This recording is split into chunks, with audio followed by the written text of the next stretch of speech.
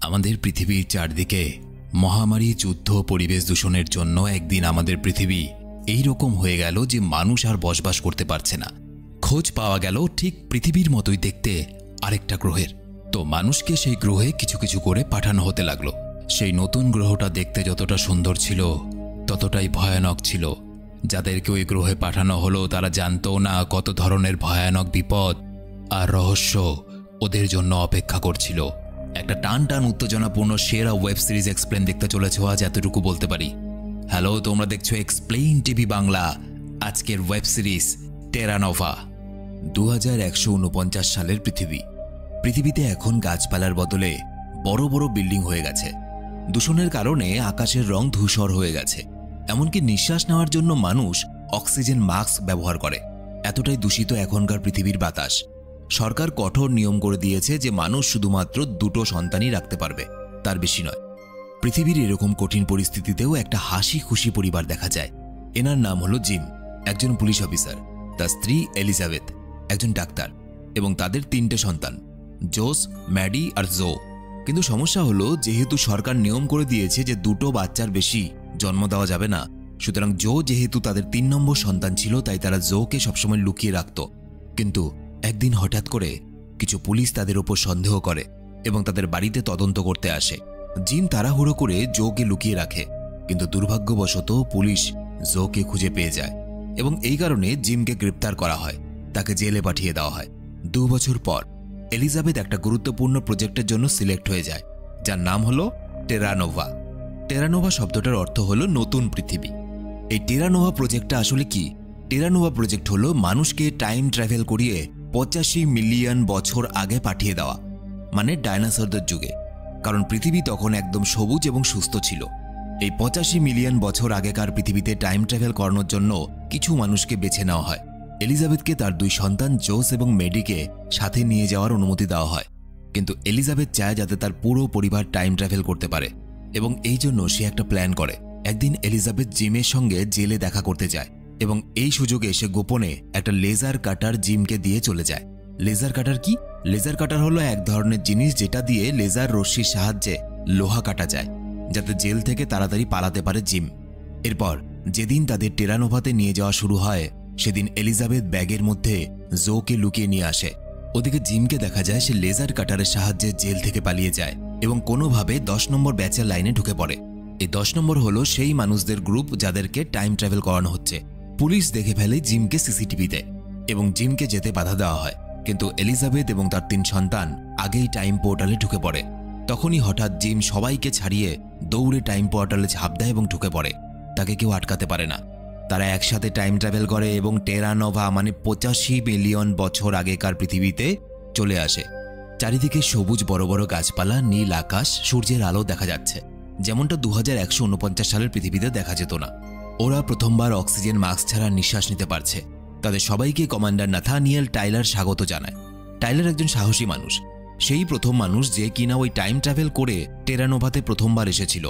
অনেক কষ্ট করে টাইলার এখানে একটা কলোনি তৈরি করেছে মানুষের জন্য, যাতে 2149 সালের পৃথিবী থেকে কিছু কিছু মানুষকে এখানে এনে সুরক্ষিতভাবে বাঁচতে দেওয়া যায়। বিজ্ঞানীরা এই মানুষের কলোনিটাকে বড় বড় দেওয়ালে ঘিরে রেখেছে, কারণ এর বাইরে অনেক বিপদ আছে এবং এখানে অনেকগুলো সৈন্য 24 ঘন্টা দেখাশোনা করে। দেওয়ালের অন্য পারে আছে ঘন বন, বিভিন্ন প্রজাতির ডাইনোসর, তাই সাধারণ মানুষদের দেওয়ালের ওই পারে যাওয়া কঠোরভাবে মানা আছে। টাইলার জেনে গেছিল যে জিম এখান থেকে জেল পালিয়ে এসেছে, তাই সে প্রথমে জিমের সঙ্গে কঠোরভাবে আচরণ করে। জিম বলে, আমাকে একটা সুযোগ তো দিন, হতে পারে আমি এখানে একজন দায়িত্বশীল নাগরিক হয়ে উঠব। টাইলার মেনে যায় এবং তাকে এই কলোনিতে নিজের পুরো পরিবারের সঙ্গে শান্তিতে থাকার অনুমতি দেয়। জিম এখানে আসার পরে টাইলারকে অনেকভাবে সাহায্য করে এবং এই জন্য টাইলারের এখন জিমের ওপর অনেকটাই বিশ্বাস আছে। তাকে টেরা নোভার জঙ্গলে কিছু নতুন জিনিস এক্সপ্লোর করতে নিয়ে যায় সে, এবং এখানে জানা যায় যে টাইলারের ছেলে লুকাস নাকি অনেক দিন হলো নিখোঁজ হয়ে গেছে। টাইলার মনে করে সে হয়তো সিক্সারদের সঙ্গে কাজ করছে। সিক্সার কাদের বলে? সিক্সার হলো এমন একদল মানুষ যারা কিনা ব্যাচ নম্বর 6-এ টাইম ট্রাভেল করে 2149 সালের পৃথিবী থেকে এই টেরা নোভাতে এসেছিল এবং এখানে অর্থাৎ টেরা নোভাতে আসার পর তারা নিজেদের মতো চলতে শুরু করে। তারা কলোনির বিরুদ্ধে চলে যায় এবং এই জন্য কলোনি থেকে তাদেরকে বাইরে বের করে দেওয়া হয়। এখন তারা বাইরে জঙ্গলে থাকে এবং তারা প্রচণ্ড বিপজ্জনক এবং বিদ্রোহী হয়ে উঠেছে। সিক্সারদের লিডারের নাম হলো মীরা। এছাড়া একটা নদীর পাশে কিছু প্রাচীন পাথরের মধ্যে অদ্ভুত খোদাই দেখতে পাওয়া যায় এবং টাইলার মনে করে এই খোদাই করা জিনিসগুলো হয়তো তার ছেলে কোনো রকমভাবে কোনো ইশারা লিখে গেছে, যেটা দ্বারা লুকাসকে আবার খুঁজে পাওয়া যেতে পারে। ওদিকে দেখা যায় জিমের ছেলে জোস এখানকার একটা মেয়ে যার নাম স্কাই তার সঙ্গে বন্ধুত্ব করে। স্কাই তাকে নিজের বন্ধুদের সঙ্গে পরিচয় করায় এবং একদিন তারা সবাই মিলে গোপনভাবে কলোনির বাইরে চলে যায়। ঘন বনের মাঝে তারা ঝর্ণায় সাঁতার কাটে, অনেক আনন্দ করে, কিন্তু ফেরার পথে তাদের গাড়ি আর কাজ করে না। এদিকে অন্ধকার হতে শুরু করে। হঠাৎ সেই সময় কিছু বিশাল ডাইনোসরদের মুখোমুখি হয় তারা সবাই মিলে তাড়াহুড়ো করে সিক্সারদের দলের কিছু সদস্যদের কাছে সাহায্য নেয়, কারণ তারা জানতও না যে সিক্সাররা কত বড় ভয়ানক এবং তারা বিদ্রোহী। টাইলার জানতে পেরে যায় যে কলোনি থেকে কিছু যুবক যুবতীরা লুকিয়ে জঙ্গলে ঢুকে পড়েছে। তাদের মধ্যে জিমের ছেলে জোসও আছে।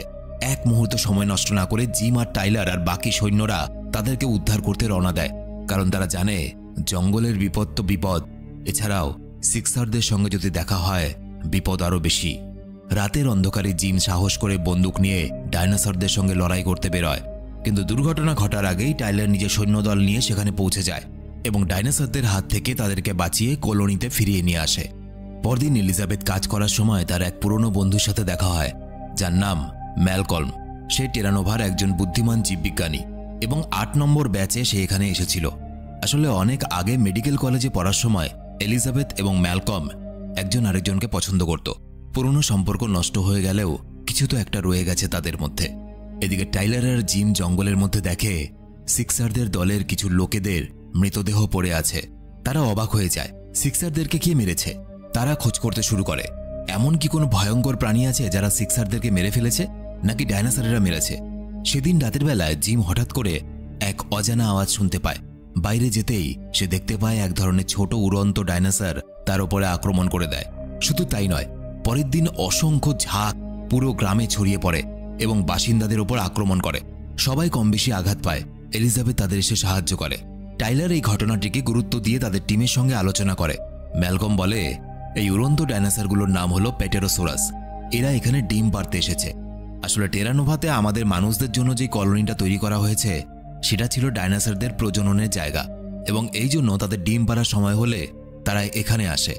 টাইলার, জিম, ম্যালকম আর এলিজাবেথ মিলে এই প্যাটেরোসোরাস অর্থাৎ উড়ন্ত ডাইনোসরদের থামানোর কোনো উপায় খুঁজতে শুরু করে এবং বেশ কিছুক্ষণ সময় পর তারা এক ধরনের রাসায়নিক পদার্থ তৈরি করে, যে রাসায়নিক পদার্থগুলোর গন্ধে তারা টেরানোভার এই মানুষের কলোনি থেকে উড়ন্ত ডাইনোসরগুলো অন্যদিকে চলে যাবে।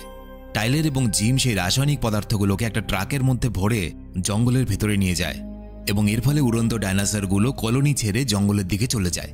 পরদিন হঠাৎ করে টেরানোভা কলোনির কিছু গুরুত্বপূর্ণ বিজ্ঞানী হঠাৎ করে রেডিও যোগাযোগ বন্ধ হয়ে যায় তাদের সঙ্গে। টাইলার বিষয়টাকে খুব গুরুত্ব দিয়ে দেখে। তদন্ত করতে এলিজাবেথকে সঙ্গে নিয়ে সেখানে চলে যায়। গিয়ে দেখে বিজ্ঞানীরা সবাই কেমন যেন অদ্ভুত আচরণ করছে। কেউ কারো কথা বুঝছে না, কেউ কেউ নিজেদের নামও মনে রাখতে পারছে না, আবার কেউ কেউ একদম বাচ্চাদের মতো ব্যবহার করছে।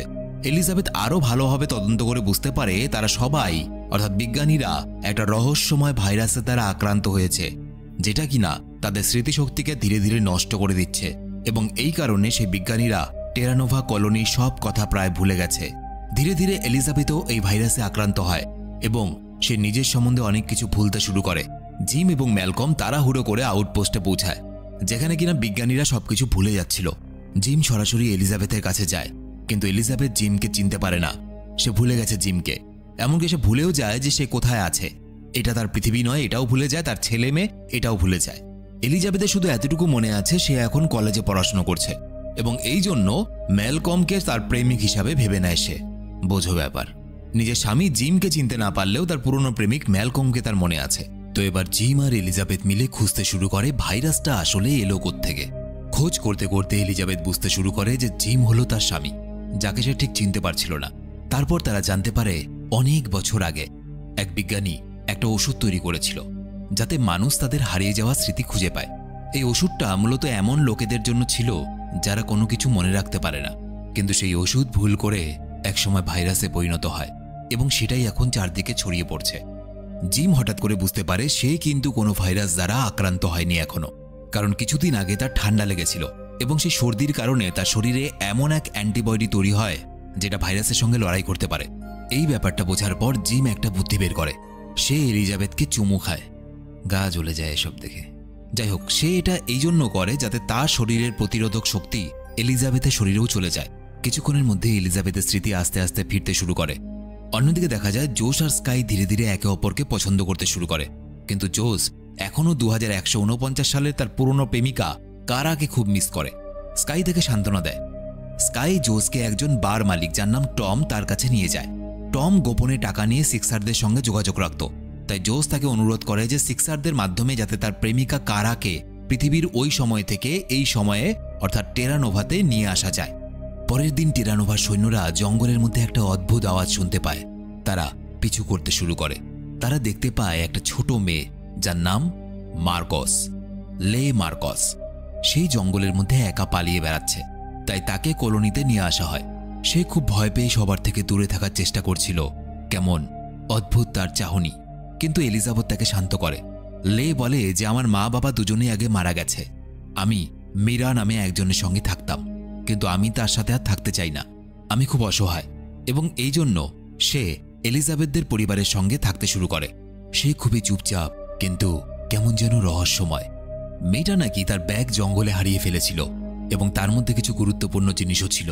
তাই টাইলার তার সৈন্যদেরকে ব্যাগটা খুঁজে আনতে পাঠায়। সৈন্যরা যখন জঙ্গলে ওই মেয়েটার ব্যাগ খুঁজতে যায়, হঠাৎ সিক্সাররা তাদের ওপর আক্রমণ করে, তাদেরকে কিডন্যাপ করে নেয়। এরপর মীরা টেরানোভাতে তাদেরকে ধরে নিয়ে আসে এবং বলে ওই মেয়েটা অর্থাৎ লেকে আমাদের কাছে পাঠাও, তাহলেই আমি তোমাদের সৈন্যদেরকে ছাড়ব। কিন্তু লে নিজেই বলছে যে সে মীরার কাছে যেতে চায় না। তাই শেষমেশ মীরাকে সৈন্যদেরকে ছেড়ে দিতে হয়। এরপর দেখা যায় কলোনির থেকে একটা গোপন বাক্স চুরি হয়ে গেছে। সেই বাক্সটার ভিতরে কি ছিল কেউ জানে না, কিন্তু সেই বাক্সটাকে কোনো এক বিশেষ ব্যক্তি খুলতে পারবে। জিম তদন্ত করে জানতে পারে যে ওই মেয়েটা অর্থাৎ লে লুকিয়ে লুকিয়ে টেরানোভা থেকে একটা গোপন বাক্স চুরি করে নিয়েছে। আসলে আগে যখন মীরা টেরানোভাতে থাকতো তখন সেই বাক্সটা রেখে গেছিল। টাইলার কিন্তু ভাবতেও পারেনি যে একটা বাচ্চা মেয়ে এত বড় মিথ্যে কথা বলে এখানে আশ্রয় নিয়ে ওই বাক্সটা চুরি করবে। লে ধরা পড়ে যায় এবং সে স্বীকার করে যে মীরা তার ভাইকে বন্দি করে রেখেছে এবং তাকে হুমকি দিয়েছে সে টেরানোভাতে এসে এই বাক্সটা যদি চুরি না করে তাহলে মীরা লের ভাইকে মেরে ফেলবে। লে জিমকে বলে আমি মীরার আদেশে টেরানোভাতে এসেছি, কিন্তু এখন আমি সত্যি তোমাদেরকে ভালোবেসে ফেলেছি, আমি তোমাদের সাথেই থাকতে চাই। টাইলার তাকে ক্ষমা করে দেয় এবং তারপর থেকে মীরা এলিজাবেথদের ফ্যামিলির সঙ্গে থাকতে শুরু করে। এরপর জিম বনের মধ্যে লের ভাইকে খুঁজতে চলে যায়, কিন্তু সিক্সাররা তাকে ধরে ফেলে। মীরা তাকে জানায় যে সে ইচ্ছা করে নয় বরং জোর করে কাজটা করছে।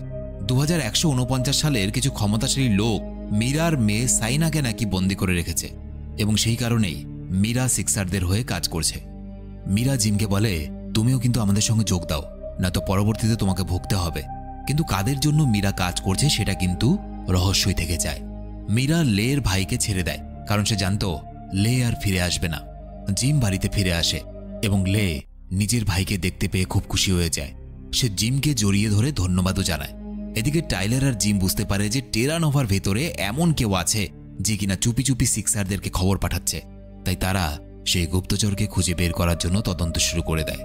অন্যদিকে জোস, টম এবং ওয়াইলানকে দেখা যায় বারে কাজ করতে শুরু করে তারা, যাতে কারাকেও তারা টেরানোভাতে নিয়ে আসতে পারে। অবশ্য আগের দিন রাতে হঠাৎ করে টেরানোভাতে এক সৈনিক যার নাম ফস্টার তার মৃতদেহ খুঁজে পাওয়া যায়। তাকে নাকি খুন করা হয়েছে। কলোনির ইতিহাসে এটাই ছিল প্রথম খুন, অর্থাৎ এর আগে টেরানোভাতে কখনো খুন হয়নি কেউ। এই ঘটনা শুনে সবাই একদম স্তব্ধ হয়ে গেছিল। টাইলার খুনের তদন্ত শুরু করে। ইনভেস্টিগেশন মানে তদন্ত শুরু করার সময় জিম টেরানোভার একজন ব্যক্তিকে সন্দেহ করে যার নাম হওয়ার্ড। তার স্ত্রীর নাম হলো রেবেক্কা। হওয়ার্ডকে জিজ্ঞাসাবাদ করা হয়। হওয়ার্ড স্বীকারও করে নেয় যে সে ফস্টারকে মেরেছে। সে বলে আমার ফস্টারের প্রতি হিংসে ছিল। কেন? কারণ আমার মনে হয় আমার স্ত্রী রেবেকা এবং ফস্টারের মধ্যে একটা গোপন সম্পর্ক ছিল এবং যেটা অবশ্যই অবৈধ সম্পর্ক ছিল, তাই আমি তাকে মেরে ফেলেছি। এই ঘটনার পর টাইলার অনেক চিন্তা ভাবনা করে এবং শেষ পর্যন্ত শাস্তি হিসাবে হওয়ার্ডকে কলোনি থেকে বের করে দেয়। কিন্তু জিম বুঝতে পারে যে হওয়ার্ড সম্পূর্ণ সত্যি বলছে না, তাই সে চুপি চুপি হওয়ার্ডকে ফিরিয়ে আনে এবং পরে রেবেক্কা জানায় যে সে অনেক আগেই নাকি ফস্টারকে ছেড়ে দিয়েছিল, কারণ ফস্টার ওয়াইলানের বারে গিয়ে জুয়া খেলত। এরপর টাইলার এবং জিম ওয়াইলানকে গিয়ে ধরে। সেখান থেকে কার্রেন নামের এক সৈনিককে খুঁজে পাওয়া যায় যে জুয়া খেলার জন্য ফস্টারের কাছে অনেক টাকা পেত। আসলে টাকার কারণে ফস্টার তার সহকর্মী কারেনকে হত্যা করেছিল। টম এবং জিম তাকে জঙ্গলে নিয়ে আসে এবং তাকে ডাইনোসরদের মাঝেই জঙ্গলের মধ্যে ছেড়ে দেওয়া হয় শাস্তি হিসেবে। এখানে বোঝা যায় একটা সমাজ ঠিকভাবে চালাতে গেলে নিয়মকানুন আর ন্যায় বিচার খুব দরকার। অন্যদিকে জোস চুপি চুপি তার প্রেমিকা কারাকে ফিরিয়ে আনার চেষ্টা করে। সে গিয়ে বয়লনের সঙ্গে দেখা করে। বয়লন তাকে বলে, তোমাকে প্রথমে সিক্সারদের সঙ্গে যোগাযোগ করতে হবে। এরপর জোস নিশুতির রাতে বনের মধ্যে গিয়ে মীরা আর দলের সঙ্গে দেখা করে। মীরা বলে যে আমি তোমার প্রেমিকা কারাকে টেরানোভাতে নিয়ে আসব, কিন্তু তার বদলে আমাকেও কিছু দিতে হবে। আমি তোমাকে যা যা বলবো সেই মতো কাজ করতে হবে। জোস রাজি হয়ে যায়। প্রেমিকা বলে কথা, কেন রাজি হবে না? এইসব ব্যাপারে জিম এবং এলিজাবেথ কিছুই জানত না। তারা নিজেদের কাজে ব্যস্ত ছিল। এলিজাবেথ একটা ডাইনোসরের ডিম থেকে বাচ্চাটাকে সুস্থভাবে বের করার চেষ্টা করছিল। কাজটা কঠিন ছিল, কারণ বাচ্চাটার অবস্থা খারাপ ছিল। শেষ পর্যন্ত সে ডাইনোসরের বাচ্চাটাকে বাঁচিয়ে নেয়। কিছুদিন পর হঠাৎ আকাশে একটা উল্কাপিণ্ড দেখা যায়, যেটা টেরানোভার ওপর দিক দিয়ে উড়ে যাচ্ছিল। আর হঠাৎ একটা বড় বিস্ফোরণ ঘটে। সেই বিস্ফোরণের কারণে কলোনির সব ইলেকট্রনিক জিনিসপত্র বন্ধ হয়ে যায়।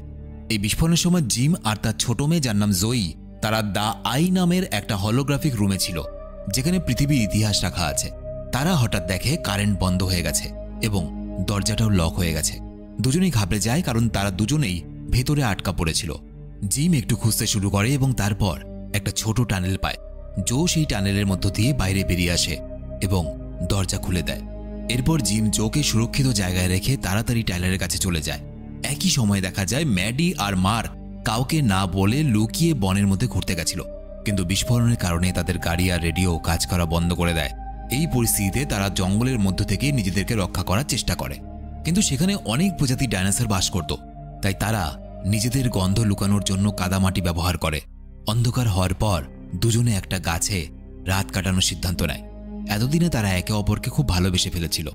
এদিকে স্কাইয়ের এক বন্ধু হঠাৎ করে একটা পরজীবীর আক্রমণে আক্রান্ত হয়ে পড়ে, কিন্তু বিস্ফোরণের কারণে আধুনিক চিকিৎসা যন্ত্রপাতিগুলো সব নষ্ট হয়ে যায়। তখনই এলিজাবেথ আর স্কাই মিলে পুরনো উপায়ে চিকিৎসা শুরু করে। এলিজাবেথ পেটে ফুটো করে পরজীবীটাকে টেনে বের করতে শুরু করে এবং শেষ পর্যন্ত স্কাইয়ের বন্ধু ঠিক হয়ে ওঠে। অন্যদিকে সব যন্ত্রপাতি বন্ধ হওয়ার সুযোগে সিক্সাররা টেরানোভার ওপর হামলা করে দেয়। তারা আগুন ছুঁড়ে ছুঁড়ে বিশাল ডাইনোসরকে কলোনির দেওয়ালের কাছে পাঠিয়ে দেয়। ডাইনোসর আক্রমণ করতে ছুটে আসে। তারা এমনভাবে ঝামেলা করে যাতে কলোনির লোকজন ডাইনোসরটাকে সামলাতে ব্যস্ত হয়ে পড়ে, কিন্তু টাইলার আর জিম মিলে দেওয়ালের বাইরে আগুন জ্বালিয়ে দেয়। ডাইনোসরটা ভয় পেয়ে দূরে চলে যায়। আর এই সুযোগে সিক্সাররা দরকারি সেই বাক্সটা চুরি করার চেষ্টা করে, যার জন্য আগেরবার তারা লেকে পাঠিয়েছিল। জিম বুঝে গেছিল এইভাবে ডাইনোসরটাকে হঠাৎ করে সিক্সাররাই পাঠিয়েছে এবং এতক্ষণে তারা সুযোগ বুঝে কলোনিতেও ঢুকে পড়েছে। তাই টাইলার এবং জিম দুজনেই বাক্সটা তাদের হাত থেকে বাঁচানোর চেষ্টা করে, কিন্তু শেষ পর্যন্ত সিক্সাররা বাক্সটাকে নিয়ে বনের মধ্যে পালিয়ে যায়। এরপর ধীরে ধীরে টেরানোভাতে আবার ইলেকট্রিক ফিরে আসে, সব আগের মতো হয়ে যায়। পরদিন সকালবেলায় ম্যাডি একদম সুস্থ হয়ে বাড়ি ফিরে আসে। তখনও জিম টের পায় না যে রাতের বেলায় ম্যাডি বনের মধ্যে কেন গেছিল এবং কিভাবে ফেঁসে গেছিল। শেষ পর্যন্ত দেখা যায় সিক্সাররা চুরি করা বাক্সটা লুকাসের কাছে নিয়ে যায়। এই ছিল টাইলারের ছেলে। লুকাস বাক্সটা খুলে কিছু হলোগ্রাফিক ছবি দেখে এবং বলে, এখন আমার বাবাকে একটা সিদ্ধান্ত নিতে হবে। এবং এখানে বোঝা যায় বাক্সটার ভিতরে এমন কিছু সে পেয়েছে যেটা দিয়ে সে এই পৃথিবীতে এমন কিছু করতে যাচ্ছে যেটা প্রচণ্ড ভয়ঙ্কর হতে চলেছে। এবং লুকাসের কোনো একটা গোপন প্ল্যান আছে, যা ভবিষ্যতে এই পৃথিবীর জন্য এবং এই কলোনির জন্য ভয়ানক কিছু হয়ে দাঁড়াবে। মীরা আসলে কার জন্য কাজ করে? আর এই টেরানোভার অবস্থাও কি পৃথিবীর মতো হবে? এই মানুষগুলোর কি হবে যারা পৃথিবী থেকে এখানে এসেছে? তারা কি সত্যি এখানে থাকতে পারবে, নাকি এখানে আরও কোনো বিপদ তাদের জন্য অপেক্ষা করছে? আর 2149 সালের পৃথিবীতে যারা বাকি থেকে গেল, তাদের সাথে কি হলো? কোন ভয়ঙ্কর জিনিসে পৃথিবী ধ্বংস হতে চলল? এই সমস্ত কিছু জানা যাবে টেরানোভা পার্ট 2-তে। এই ভিডিওটা কেমন লেগেছে অবশ্যই তোমরা লিখে জানাবে। আর তোমরা যদি এই ভিডিওটা পার্ট 2 দেখতে চাও তো অবশ্যই লিখে জানাবে। আমি ভিডিওটার পার্ট 2 খুব তাড়াতাড়ি রিলিজ করব। এটা যেহেতু একটা বিশাল বড় ওয়েব সিরিজ, সুতরাং একটা ভিডিওর মধ্যে সবগুলো পার্ট দেওয়া গেল না। তো তোমরা কি এই ওয়েব সিরিজটা পার্ট 2 চাও অবশ্যই কমেন্টে লিখে জানাবে। আর ভিডিওটা ভালো লেগে থাকলে শুধু একটা লাইক করে ভিডিওটা সবাইকে শেয়ার করে দিও। যারা আমার সাথে সরাসরি কথা বলতে চাও, ফেসবুক, ইনস্টাগ্রাম আইডি ভিডিওর নিচে লিংক ডেসক্রিপশনে দেওয়া আছে। দেখা হচ্ছে পরে ভিডিওতে। ততদিন সবাই খুব